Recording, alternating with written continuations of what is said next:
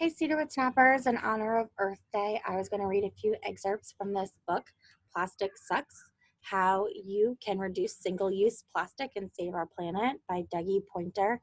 I was going to read a few little parts about what we can do to reduce our plastic use, and then a little part about honeybees and how we can be like the honeybees, where we all can play our part in helping our planet. Right now, our recycling isn't being picked up. So the best thing we can do is to reuse and reduce our plastics. And I know that Mr. Wortman sent a fun activity to first grade about how to reuse a plastic bag to make a bracelet. So I was going to kind of piggyback on that and read a little bit to you guys. So here we go. If we can reduce the amount of rubbish in our rivers by 20% each year, in 7 years, we would get the environment in better balance. That is a quote from Marcus Erickson, founder of 5 Gears. So let's do something about it. This is the coolest part. You only need to change a few itsy bitsy teeny things to make a huge impact on our planet's well-being. And I really mean that. Just a bit of knowledge and action is all it takes. I don't think anyone is expecting the entire nation to turn into a beach cleanup crew overnight, although that would be rad. You can start small and work your way up. That's what I did, literally. First, I went through all of my toothpaste, face scrubs, and any other toiletries that I thought might contain microplastics. Lo and behold, I found a whole bunch listed in the ingredients of the brand of toothpaste I had been using. This grossed me out. I had been brushing my teeth with tiny pieces of plastic for as long as I could remember. I switched to a toothpaste that didn't contain any of those ingredients. Phew! Luckily, none of the face scrubs and soaps I had been using contained plastic, but they were in plastic containers. So I simply switched to bars of soap, body wash, face scrub, and shampoo. Yeah, they do come in a bar. So here are some other ideas. In the kitchen, I changed all my plastic wrap to beeswax wrappers or reusable silicone covers. For out and about, I got myself a few water bottles and reusable coffee cups. They now do these rad coffee cups that squish down so you can put them in your pocket. For shopping, I take reusable bags, or I just shop at places that provide paper bags. I guess the only major thing I have noticed about the way that I shop now is that I prepare before I even leave the house. That's it. No big deal, really. Then I started to politely inform my friends, family, and now, well, pretty much everybody about how they could change their habits. Honestly, it never takes much. When I see a friend using a plastic cup, all I have to say is, "Do you know that plastic cup is going to outlive you?"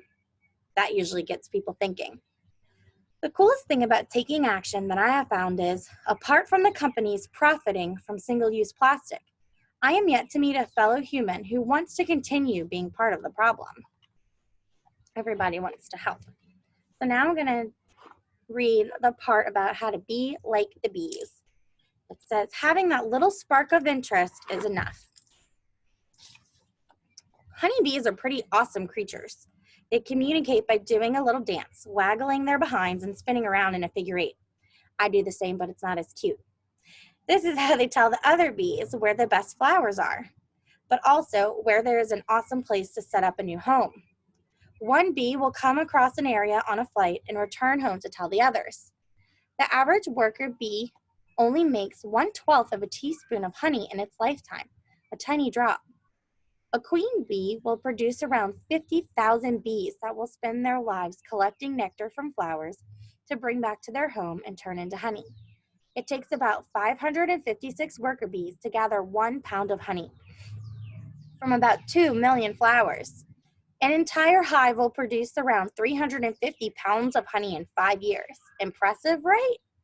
But why am I rambling on about bees, you ask? Well, as we've seen, it takes thousands of bees and a whole lot of work to make a single jar of honey. And one bee's work seems very insignificant. But when you add all the work together, every bee counts. I guess we could see the plastic problem a little like this. As you may see yourself as small and insignificant as you are, only one of 7.7 billion people living on this planet. But every piece of action you take is heroic. Every bit of litter you dispose of correctly, and every time you refuse to take that plastic bag or straw. could decide life or death for another animal. Every time you spread the word on plastic, you are making an impact. As I said at the beginning of this book, I am definitely no scientist or professor. I'm just a human who has an interest and a concern for the natural world.